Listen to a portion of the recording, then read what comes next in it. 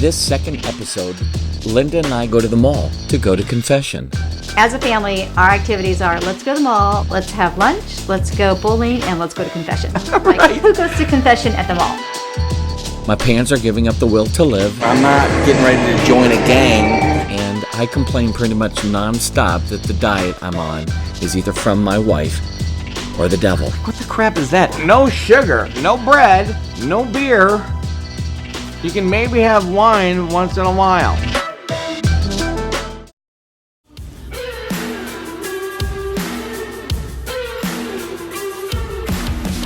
We are Chris and Linda Padgett. We may be flawed and a bit crazy, but we're living the greatest adventure. From high school sweethearts to parents of 9 children, following our dreams led us here to a 9-sided house in central New York. In our little paradise, we have connected with the simpler life of family, faith, and very naughty farm animals. We're taking this once abused and neglected piece of land and making it into our happy place.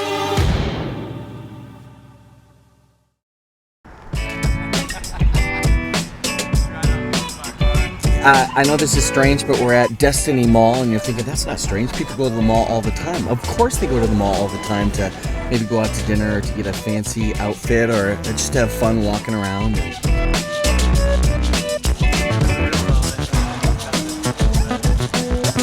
But I come to this mall on a regular basis because in the basement of this mall they have a place called the Franciscan place.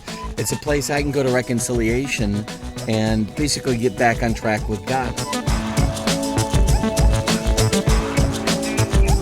Go get some food first because we have an hour before it opens, and then we'll go to reconciliation, and then after that we should be right on track for To go get the kids. Go get the kids. Mm-hmm. Yeah, perfect. A unicorn hat? Said these wouldn't stay on. Do you think this would fit me? I do this unicorn meditation. Off in the distance, this beast begins to gallop towards you, closer and closer, and you're so excited because there before you in your presence is a gigantic unicorn, your favorite animal. You try to speak to it. Shh, let me guide you. Yeah, all the time people send like pictures of me with like our unicorn stuff. Anyway, blah blah blah. It's a thing. But sometimes hats can look like they don't fit a person. I have to say, on you, the horn does not look very big.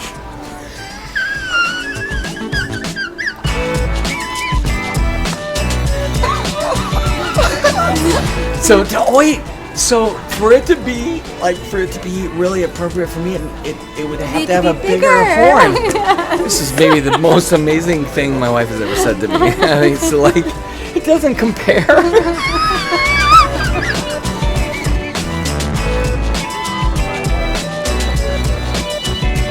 No, it's like made out of fiberglass. You get in an accident, you're dead.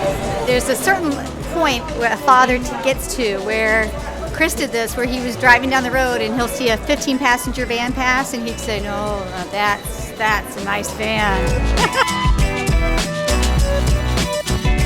Different metabolisms, different body types have certain foods that kind of I need the cause food one that triggers person my metabolism so hard.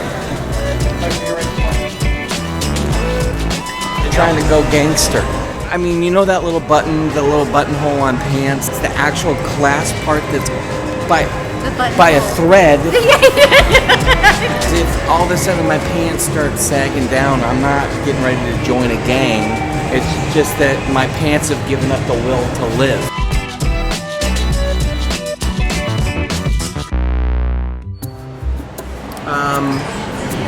Do you know what you want? Yeah.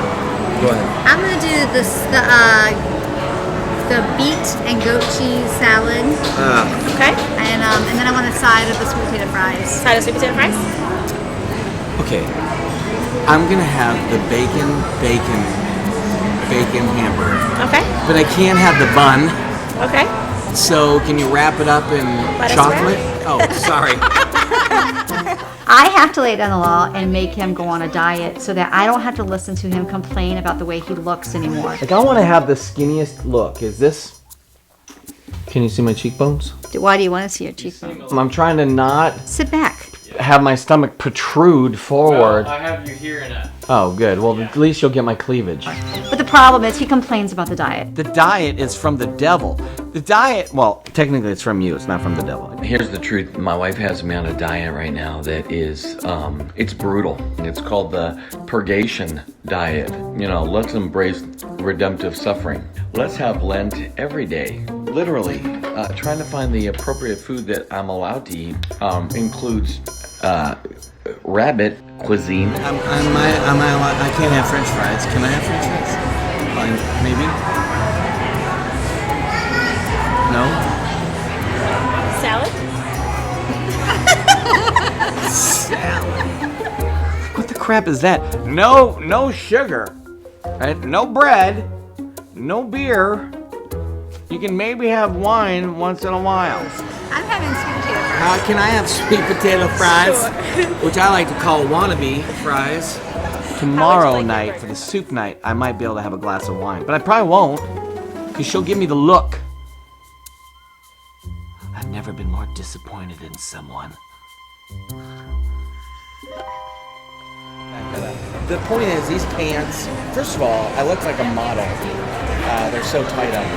Chris spends more time thinking about everything than I do. He has more shoes than I have. He has more clothes than I have, and he definitely messes with his hair. Chris Padgett here, with all my hair.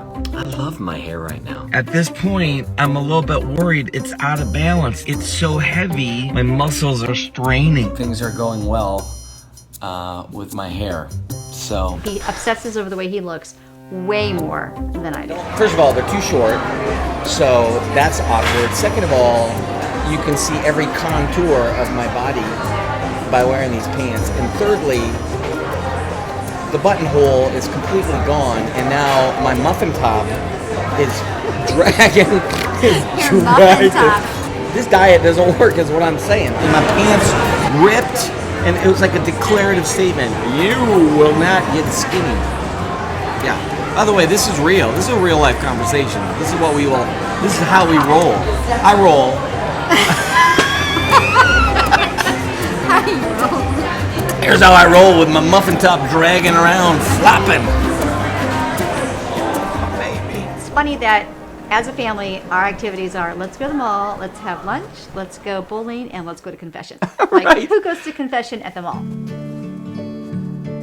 And the reality is that I like to go to confession at least once a week or maybe once every few weeks because I travel a lot and I know it's very easy to be selfish or to get off track or to get irritated and angry, and I just want to make sure that I'm focused on what I'm supposed to be focused on, that I'm giving myself fully to God. So confession is a regular part of my routine. You can spend a little time praying. Jesus is there in the Eucharist, and I like to go there because, first of all, I don't know the priests that are there.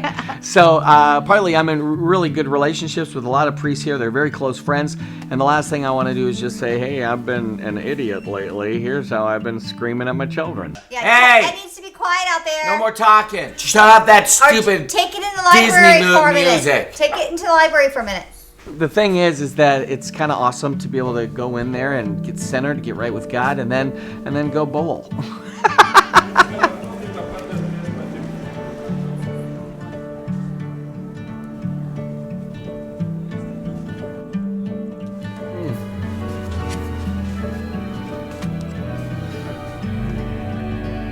I don't even know if I could agree with this author more. He says what I'm thinking. Oh my gosh. Okay, so I just went to confession, which I'm super pumped about. Thank God, I love it.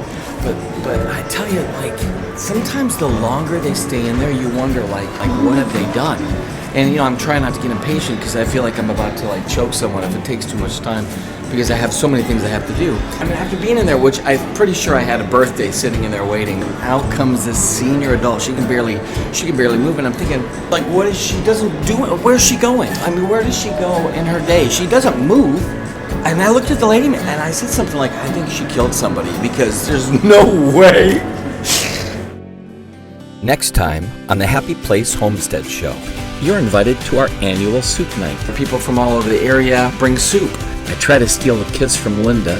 Look at disgust. You're like, ah. And miracles happen as the neighbors help me raise the old girl from the dead. It was a good tractor when it was new in 1952.